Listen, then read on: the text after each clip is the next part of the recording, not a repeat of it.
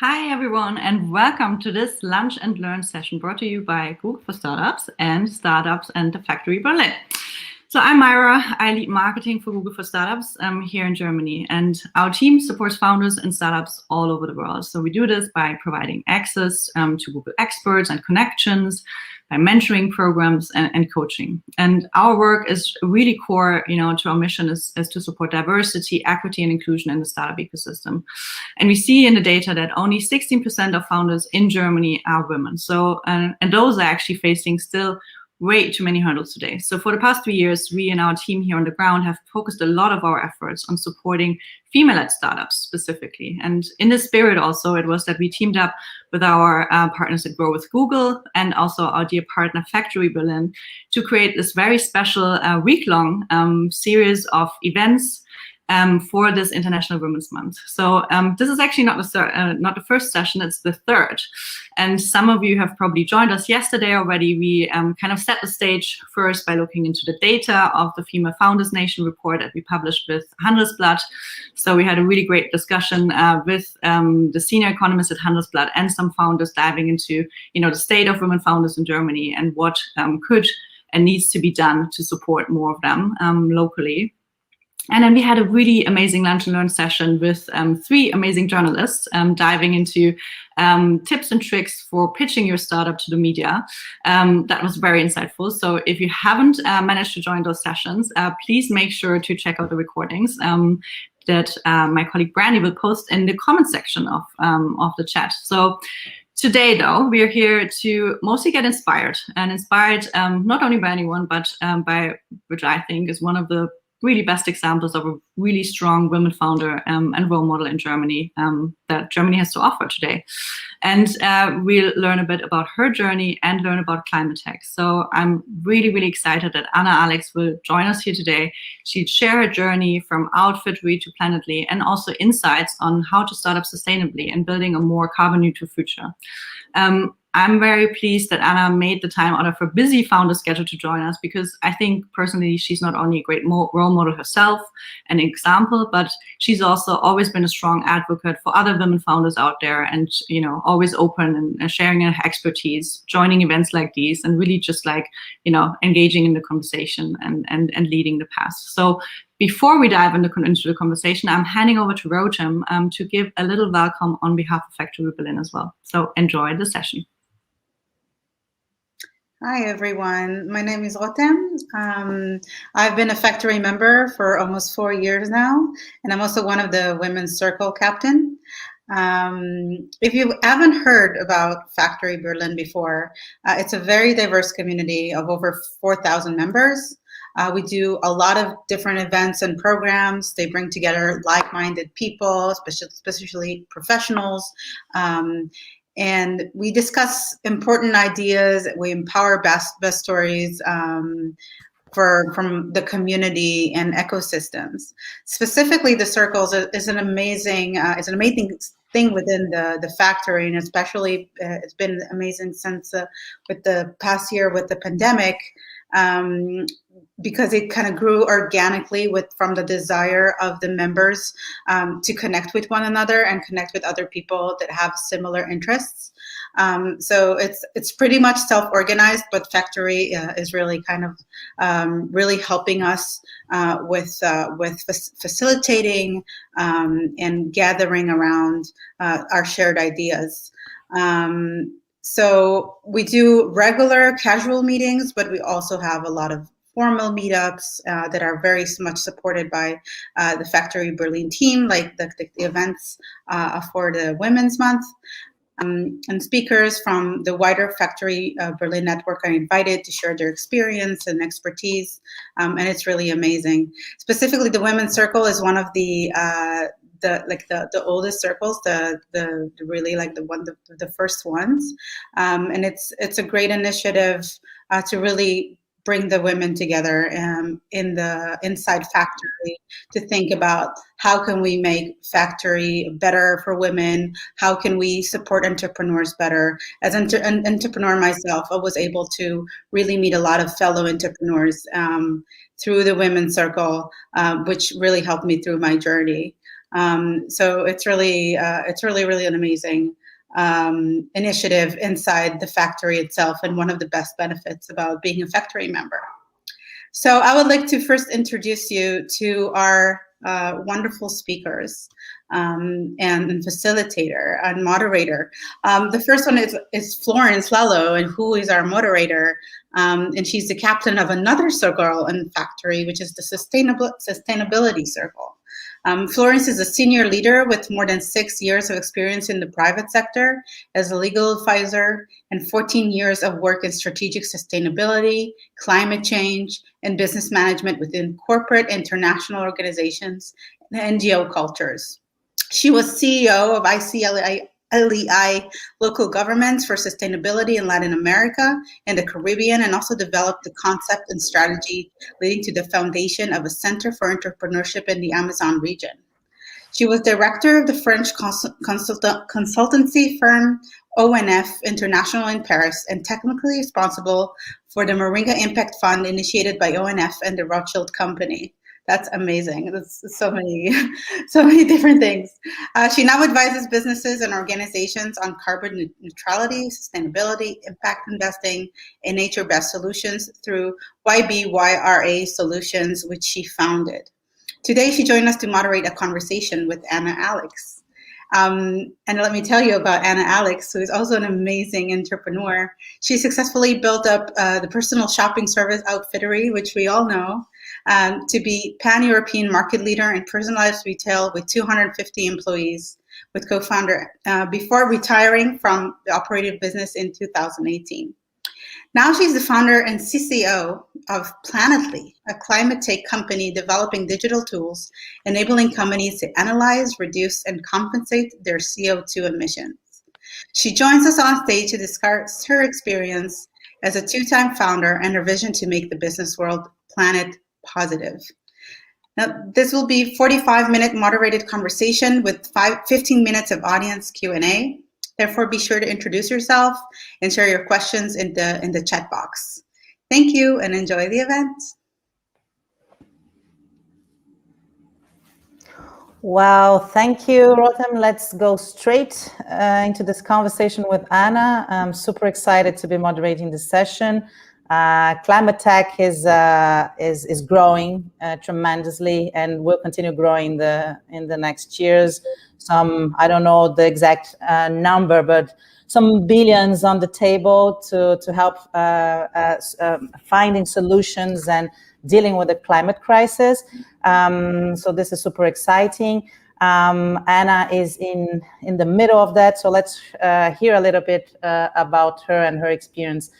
So first of all, to start, I think from the beginning of your journey, Anna, when you started OUTFITTERY, can you tell us a little bit more about this founding story of OUTFITTERY? What inspired you to found the company back then and to become a founder?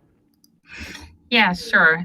So happy to be here and to talk a little bit about my journey towards now a climate tech entrepreneur.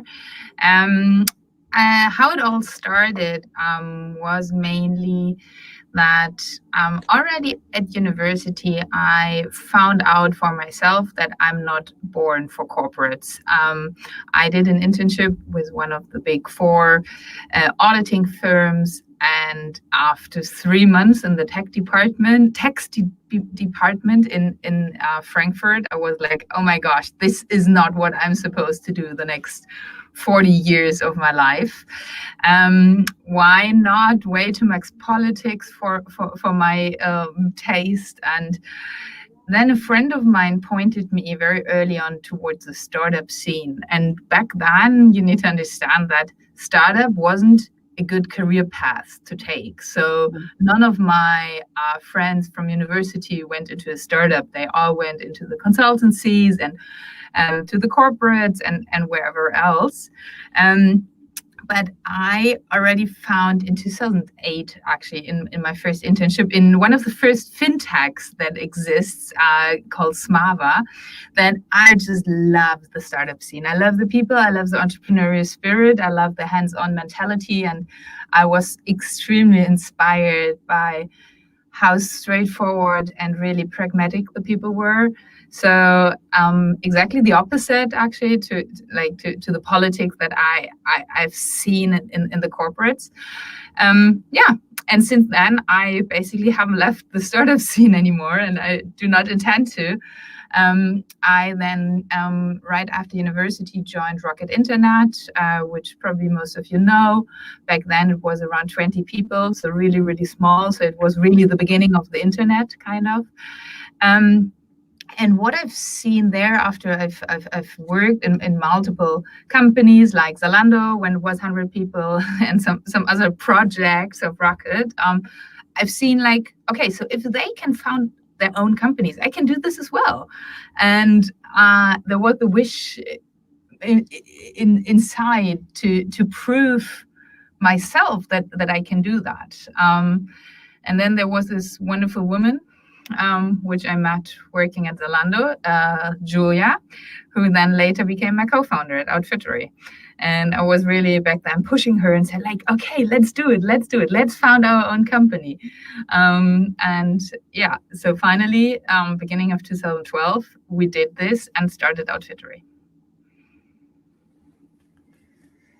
Great. Back then, it was, I mean, early 2010, it was really the beginning of personal shopping, right? All this online shopping, and we can see that it is still now, and especially after COVID, is exploding again. So very innovative, I would say, at that stage to have thought about that. What do you think, Anna?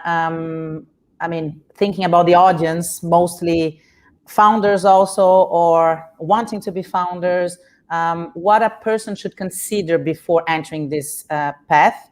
What is there a way of getting ready to that?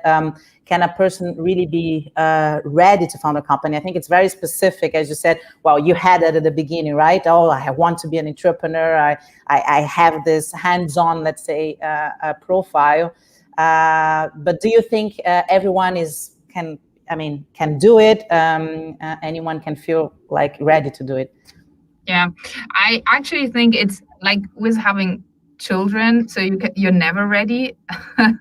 So you can't be like really ready in a way, and still it's one of the best things that I did in my life, and that's why I am convinced then that if somehow possible, actually everyone below 30 should found a company, already below 30, and of course as well above 30 and so on. So it's never too late, but I think as early as possible to throw yourself into that. It doesn't need to be like a huge company, but like already gaining some experience very early on, I guess, and just like seeing that it is a valid option to choose instead of working for someone else. I think this is extremely important, that this gets into our minds and into our heads, and this cannot start early enough.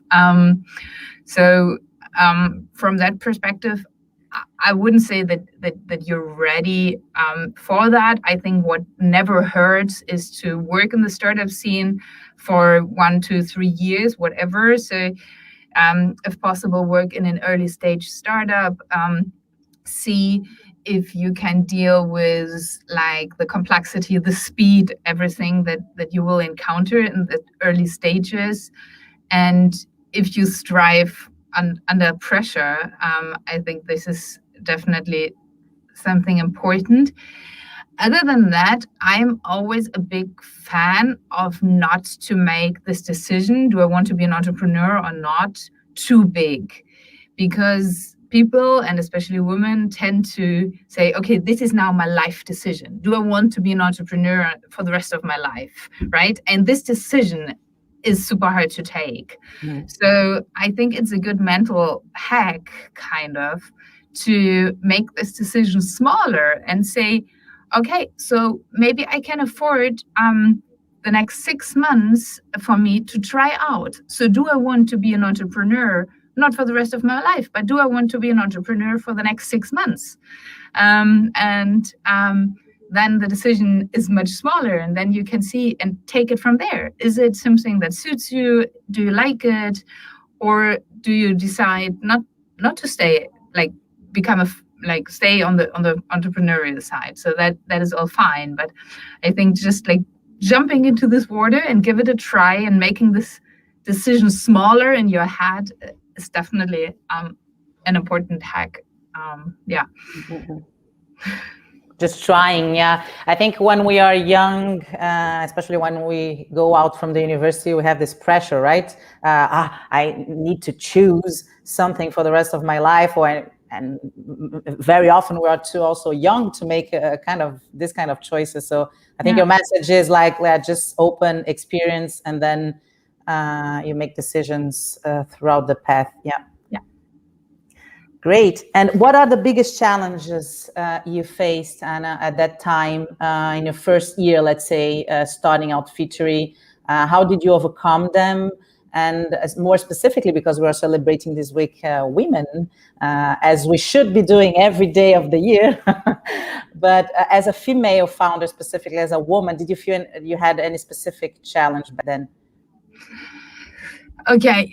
So, I mean, the daily life of entrepreneurs is one challenge after the next, right? And so I think it's important to embrace these challenges and not see them as negative, but actually as opportunity to grow and as something positive that makes life exciting. I think in order to do that, for me, it was super important to have someone at my side, my co-founder, who I could share everything with. And we talked about the stuff that went wrong and about the biggest challenge and the stuff that really isn't good, but as well about the positives. And I think this is something that everyone needs to decide for themselves. Are you a single founder, which is completely fine, or do you thrive in a team and are a person who enjoys working in that really close team? I think one of, like, now looking back to my overall founding experience of my first company, which was OUTFITTERY, I really do think, and this is something that I haven't shared often before, but I do think it's an important point to raise here. Looking back, one of the biggest challenges for me was that I took too many things personal. So when founding a company, then this company is basically you. So this is so closely connected, this company, the brand that you build, and you as a person, which isn't healthy looking back. And so to give a very concrete example, so sometimes when someone left the company, what always happens, right? And it needs to happen. I took this personal. And this was something that I learned over the years, to not take things too personal. Of course, I mean, you're very, very closely connected with the company, but I do think it is extremely healthy to still see that this is not one, right? You are still a person as such, and then the company. And if people, I don't know, say no to a deal or quit or whatever, investors say no, whatever, like all these things happen. They don't say no to you as a person. They say no to the setup. So to have a certain distance and see it to a certain extent as well, a little bit more playful. And it's, I mean, the whole business world. So by now I'm basically seeing it a little bit like a game, right? So sometimes you win, sometimes you lose. If you lose, you learn. That's normal, and it shouldn't go too much under your skin, and because in the end, this is as rather holding you back than pushing you further. And then, so you already mentioned a little bit. So nowadays, I mean, after many years of having founded OUTFITTERY, that became like this huge platform, market leader in retail with over 250 employees. Did you feel like the challenges changed, and how did they change from the start of the journey in terms of, I don't know, business management or a team or human resources management, or what could you say about this kind of different challenges within a startup journey? Yeah, sure. So in the beginning, I mean, there's a lot of hands-on work. You need to make your hands dirty yourself. and it's a lot of building up and learning and trying and improving. And then at some point, it's more, I guess, a lot about managing. Once you have the right people in place and the people are better than you are optimally in the things that they do, then it's more about really managing these people and working on the vision, but less operational. And I guess this is as well something that in the end brought me to leaving or stepping down at OUTFITTERY operationally, that I just love building things from scratch. I love building from the green field. So I've seen myself more as a person for the early years, kind of a startup. And at the same time, I knew that I was leaving OUTFITTERY in the hands of my dear co-founder, Julia, who's doing this extremely well. So this gave me as well the freedom to think about, am I still right here? Am I still the right person? And I think this is something that always needs to be on the founders' minds. So not just like the people on the team, is everyone at the right spot, at the right place on the table, but as well, am I still the best person for the job to be done here or not?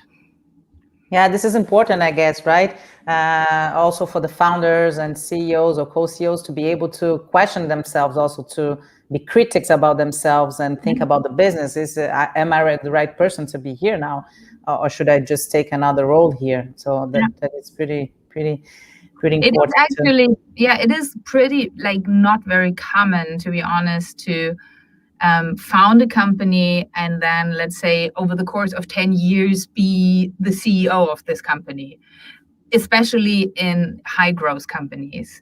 Because if a company grows over 100% from year to year, people tend not to do the same, right? So it's most common, and in most of the cases, this change and the profile of the people completely change. That you then need over time. Yeah, and probably, connecting the questions is also, you're talking about being a founder, like a young founder or eventually an older founder. Probably there is also some differences around basically the experience you had, because of course an older founder had already gone through all the businesses and have eventually more business experience compared to a young founder that have brilliant ideas and all this youth and energy, but doesn't have the background. And for sure, while growing a business and developing a business, you need all the skills around you, right? Yeah. So I would say then, there is, apparently you had this moment at OUTFITTERY where you felt like, okay, I did it, I can step down now. Was it then when this moment when you felt like, okay, I'm more into the early stages and developing ideas than the development afterwards? Was there a moment at all that you felt, oh, okay, I feel like super accomplished, now I can move on? No, to be honest, I never had this feeling, and that wasn't what pushed me. So for me, it was like rather, I had my first child, and quickly after I gave birth, I returned to the job and to the office. And then I decided to take 3 months off to go traveling with my husband and my baby.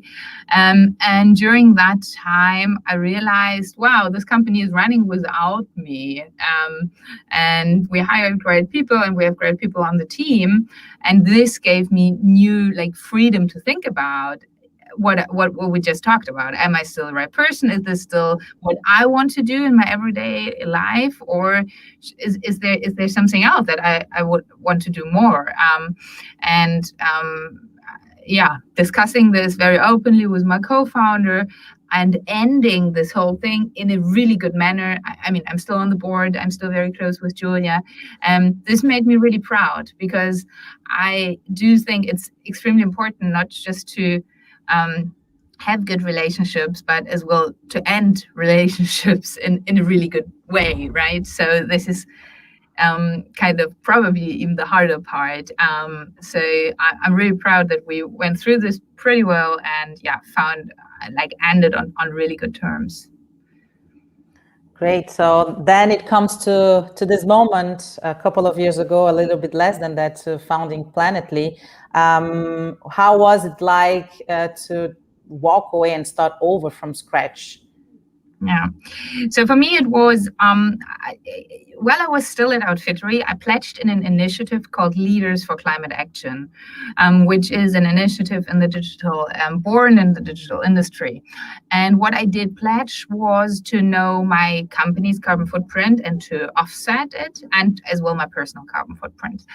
And while I was doing that, I quickly dealt with a consultant who ran around our company with an Excel sheet, trying to collect a lot of data, and then in the end handed over a PDF report and said, okay, this is now your carbon footprint. And I was like kind of wondering why we are like, if the carbon footprint is the most important KPI of humanity of this century, why we're not using the best technology that we do have in place in order to track it, and why we're leaving this to Excel sheets to calculate. And this is actually the thought that never went away, and which made me found Planetly. So to really equip and enable businesses to understand their sustainability KPIs, their carbon footprint, in the easiest way possible by leveraging on the technology that we do have at hand, to make it really easy for them to analyze their carbon footprint and reduce it, find the levers for reducing, and then offset what cannot be reduced. So to a certain extent now with Planetly, I am building the software that I would love to have 2 years ago or 3 years ago while I was still at OUTFITTERY. Oh, cool. So what inspired you then was basically your personal experience. Yeah, exactly. Carbon footprint of OUTFITTERY, yeah. Yeah, it was a need that I seen, like still being at OUTFITTERY, and what I then took, but for me it took a while to realize that, and so I left the operational business end of 2018, and then took 2019 off for me as a family year, had a second child, and was like kind of needed some time in order to reflect what's next. And what was pretty clear for me all the time is I want to found again. As I said, I'm a person for the early years. I love building up, and I want to found again.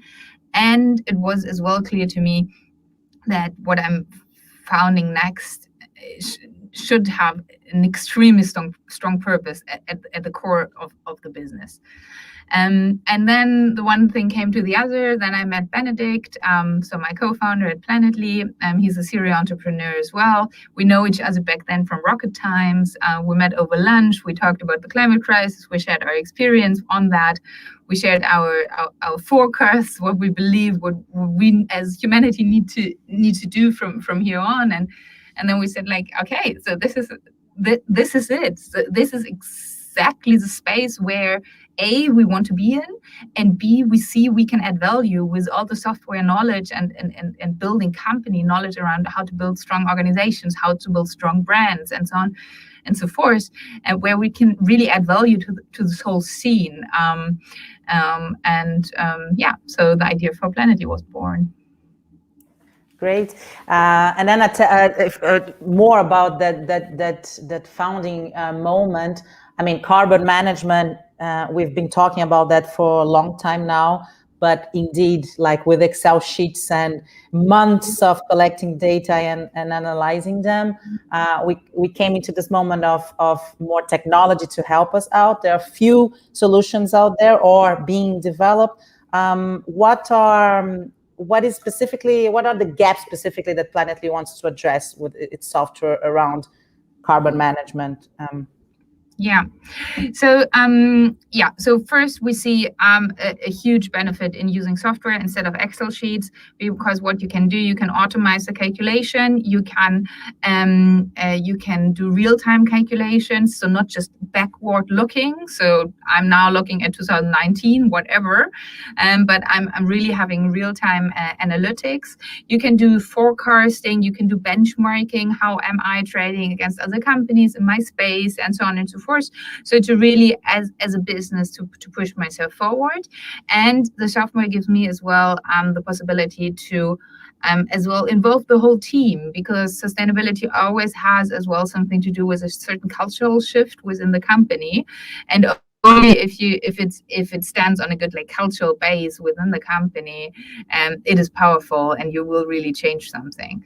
So what is super important is that all businesses understand, yes, they do have a huge lever here which they can pull when it comes to the climate crisis, but it is important to understand that you can't just like offset your emissions and then continue with business as usual, but it's really on us to reduce. And in order to find the biggest levers and the most efficient things to reduce, you need to have a solid base for the carbon accounting.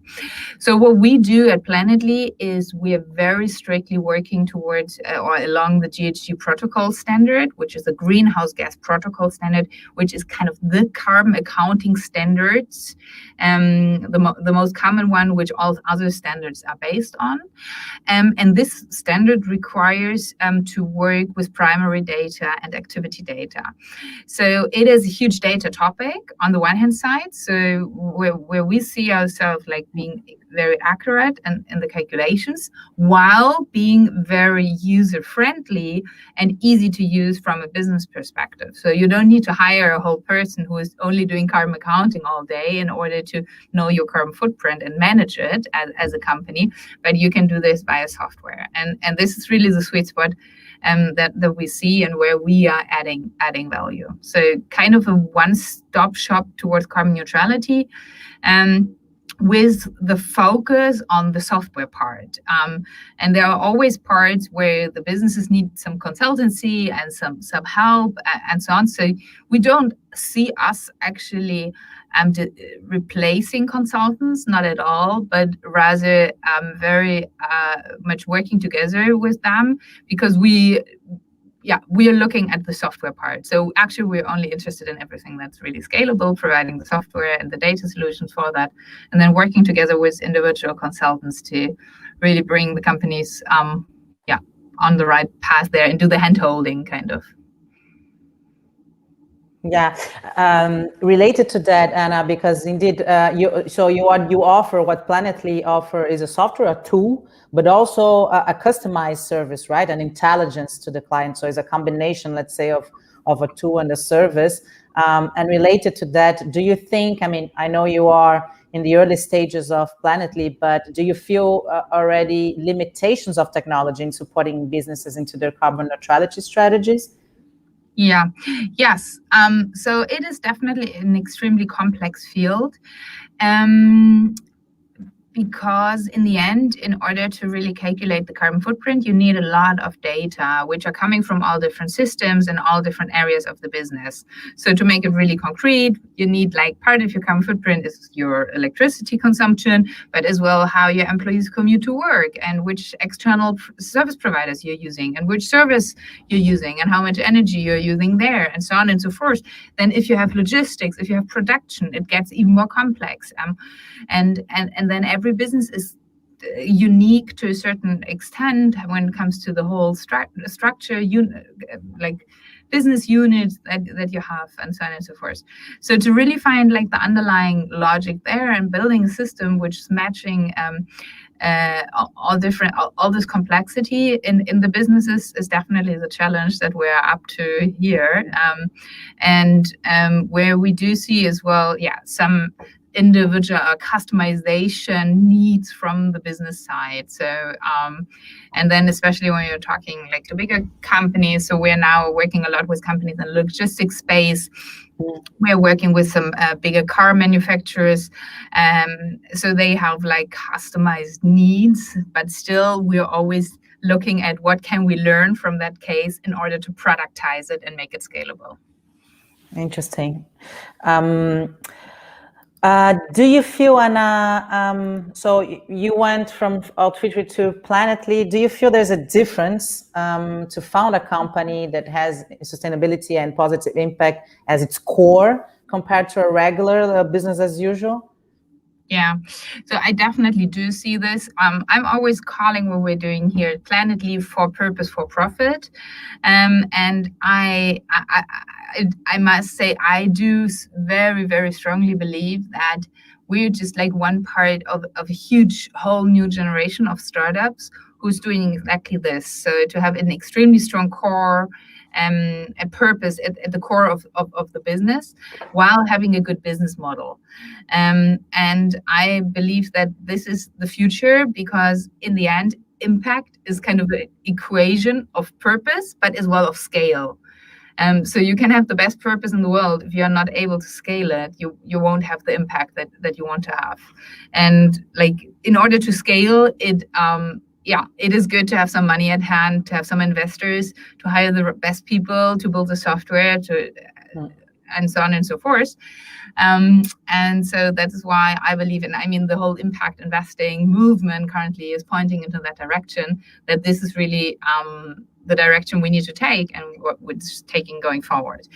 And I must say, now having like these two experiences, what is really the best about a for purpose, for profit model is the talent that you attract. So we have so amazing people on the team I would have never dreamed to work with. Extremely entrepreneurial, extremely smart. And I do believe that the best talent of today, they don't want to choose between, do I earn money or do I work towards a strong purpose? They want both, and this is exactly what we can offer. Great. Yeah. Based on all the questions I'm receiving, is like, you are indeed right. It's everybody, I think, more and more nowadays wants to have purpose too, and not only profit. Talking about these founders, then, what would be your advice to them for those that are starting out impact businesses? What would you be like, say, 5 or a couple of top tips to bear in mind when starting up an impact business?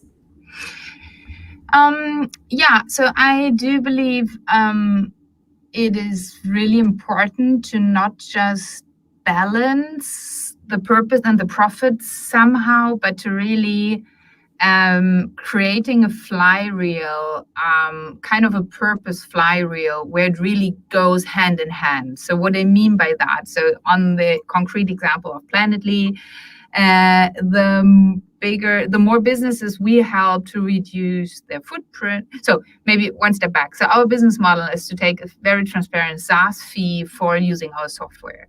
So the more businesses or the bigger we grow, the more customers we help gaining transparency about their carbon footprint, the more successful we are, the more customers we help, and so on and so forth. So this is really like a purpose flywheel and a good like flywheel system there. Other companies, I do think it is very important to really think about how you at the core can connect these two with each other. Mm. So the purpose that you have in scaling and maximizing the purpose, while as well making it one-on-one, like an equation of maximizing the business success, because only then you can really like have no thoughts about that. And I do believe that now you can argue there's like only little models out there where you can really like push both at the same time, but I don't think so. So I do believe you might need to think a little harder about what the business model really is, what the pricing logic might be behind. But I do think there are tons of different things out there to do exactly that. Yeah, no, totally. And I think the impact investing scene has changed also, has been changing. At the beginning, it was like, in terms of the investor mindset, it was really, okay, I'll put impact first, and like I'm able and I'm open to commit a little bit in the profit to have more impact. I think more and more it has changed into, no, we can have both equally. I don't need to commit reducing any of my profit. I can have both. I can have tons of impact and tons of profit. So that is interesting what you're saying, because I think then the message would be to really kind of find this area where you can connect both. Yeah. In a kind of virtual circle, let's say. Yeah, exactly. Good. So we're running out of time. Then two last questions. What are the areas, so based on the companies, the business that you've been supporting, what are the areas where you see there are main kind of challenges, or in terms of carbon footprint and in terms of improving their sustainability path? Sorry, the areas, specific areas or themes that you see that are recurrent, let's say, in terms of when we relate that to sustainability challenges, sustainability strategies. Are there specific areas? I don't know, transportation, you mentioned electricity. What are the kind of the common areas that come back often? Yeah, I mean, so of course, like one of the low-hanging fruits is switching to green electricity already has a high impact. And then when you're a business which has logistics, which has production, probably 70 to 80% of your footprint will lie in those areas. So I think the whole scene shifted a little bit towards like 5 years ago, it was okay-ish to only calculate the direct emissions, which is like the scope 1 and 2. Now it's not okay anymore. You should really have transparency into your whole value chain, into your whole supply chain, because you do have a big lever there as a business, because you're giving the orders and you're buying from your suppliers. So I think this is really a big thing here, and as well sends messages to your suppliers, which oftentimes are more in the Asian regions, or as well in South Europe, for example, Southern Europe, where the whole topic around climate action isn't as present as it is here with us today. And this is very important to really send the science into your supply chain as well. So, hey, suppliers, I'm caring about my footprint and what your footprint is, because you're part of my footprint, right? Yeah, no, totally. It's what you cannot directly control, and I think the supply chain, of course, plays a big role into that, into the carbon footprint. So our last question before we go into the questions from the audience, what is your vision for the future? I mean, in terms of specific impact, but specifically climate change and carbon management, what are the still remaining, let's say, gaps or opportunities out there in the upcoming years? So my vision for the future is that all sustainability KPIs will be as common as financial KPIs for companies to report on, for managers to be incentivized on. So making these KPIs really part of the boni of the managers and the individual incentive systems. And I think going forward, it like a CEO of a company will not just talk about the revenue, but as well about the footprint and how much they've reduced. And I do believe that gaining this transparency and really for every business to embark on the sustainability path, to set ambitious reduction targets, work on them, and make them really actionable is the way going forward. And this will even accelerate as in the next years, probably finally politics will step up the game as well and make a lot of such reporting obligatory.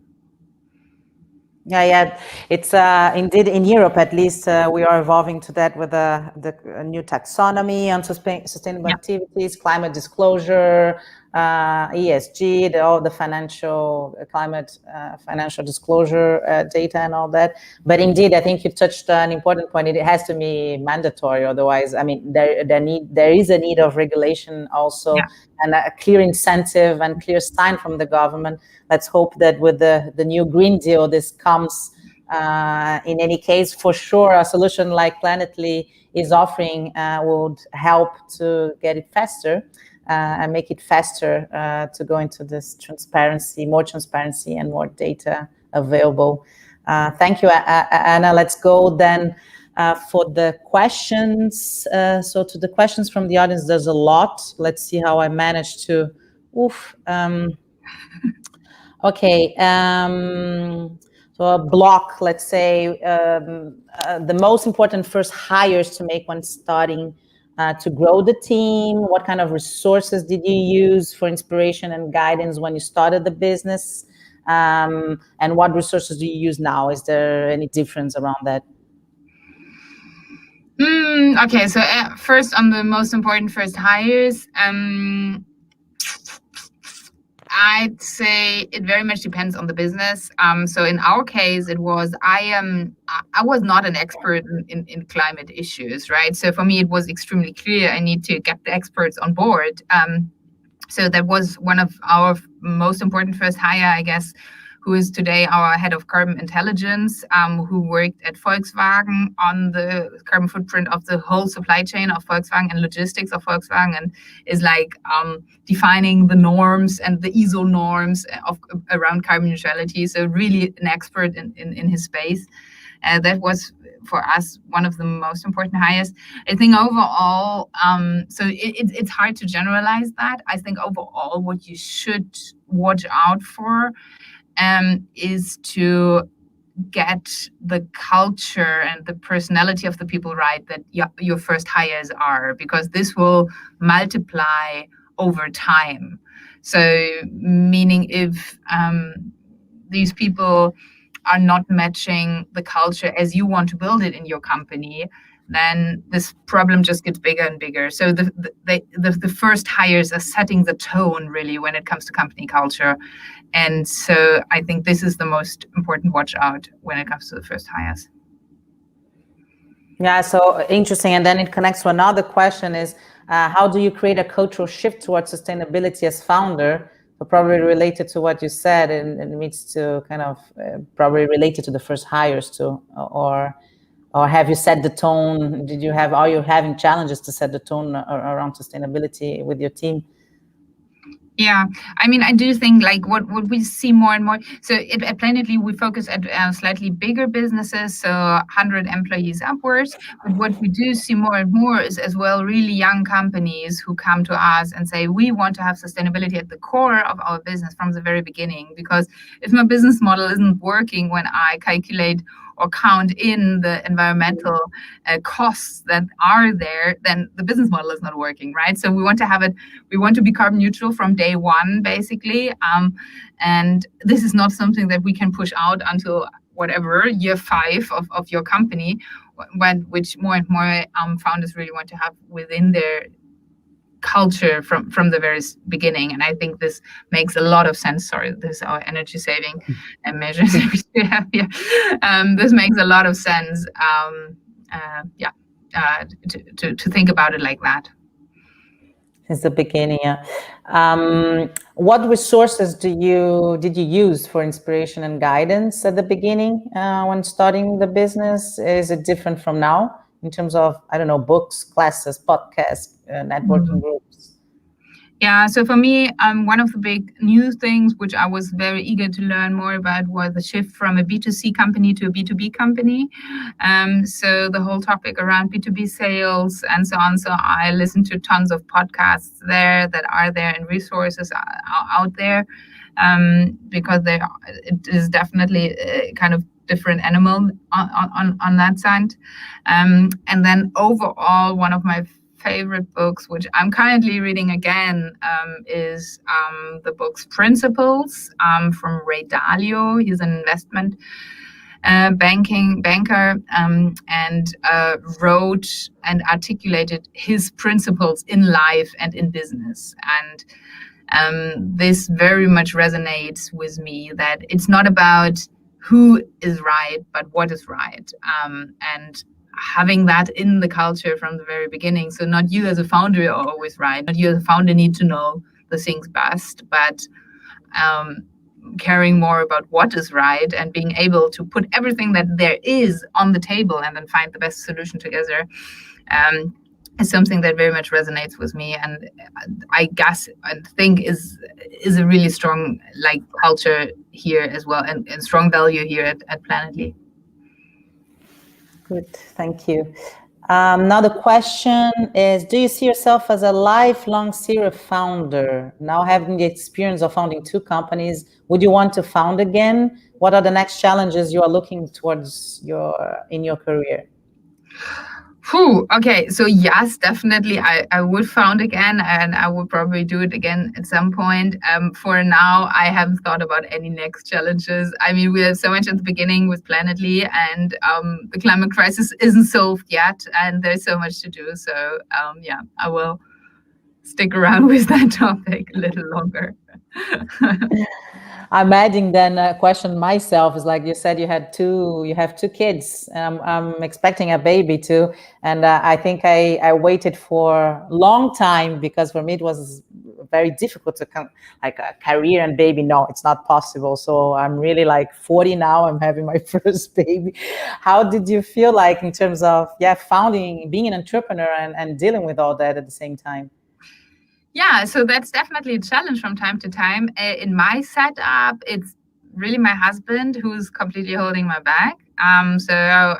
It is a very clear agreement between us that he's currently the main go-to person for our kids, and I can concentrate and focus on Planetly. And then I'm carving always like every day 2 hours out of my day to really be then completely focused on my kids. So I'm not available between 6 and 8 in the evening, but they're really like completely focusing on my kids. And I think this whole like being a mother and entrepreneur at the same time makes me much more disciplined when dealing with my own time. But overall, I mean, I want both, right? So what should I do? And I think it's manageable if you get a good setup at home. So either a partner or as well grandparents, can be a huge help there. It is possible then. Good to know for all the women also that are hearing that. It is possible. Another question: how did you practically overcome taking business and things personally? Well, what's your advice for founders to build a healthy distance between themselves and their company? Yeah, but maybe so. How did I practically overcome that? I think it's really getting familiar with the idea. It's always in business, it's always an up and down. And tying your own self-esteem to these ups and downs would be crazy, right? And really understanding this at a thought, I think this is really important. What helps a lot in the daily life is meditating. I'm doing it way too less, so I would love to do it more, but like reflecting, somehow finding a space to reflect and looking at the whole thing, like not only like from day-to-day business, but as well with some distance, definitely helps. And yeah, I do think like over time, I mean, I've seen so many things, and it's just like, you're always and maybe as another practical tip, for many years now, I'm working with a coach who is helping me tremendously in that as well. So understanding my own patterns, understanding where these patterns come from, how to overcome them, how to detect them early when they arise. This I can really recommend to everyone. So I do believe every one of us should have a coach. Yeah, and the coach is with you like in the long term. I had coaches in specific moments of transition in my life, which were amazing because they helped a lot. But I never had like, so you have one for that supports you in your path. Yeah, that's great. Yeah, very interesting. Good. So I think the questions are over now.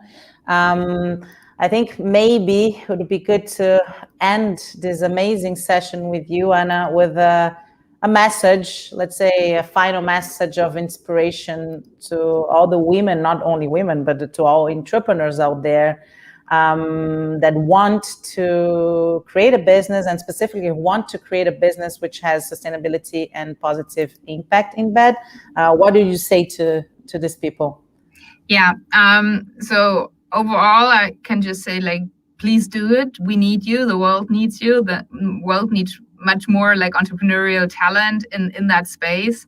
So the other day, someone said like every social problem is a business opportunity, and I very much believe in that.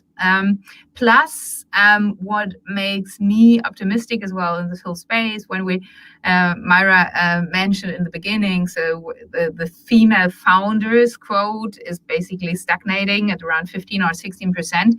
But when we look at green startups, there the female, it's already 20% 22% of the founders are female. And this just shows like how much we need as well the women entrepreneurs in solving these really important issues, social issues around the climate crisis.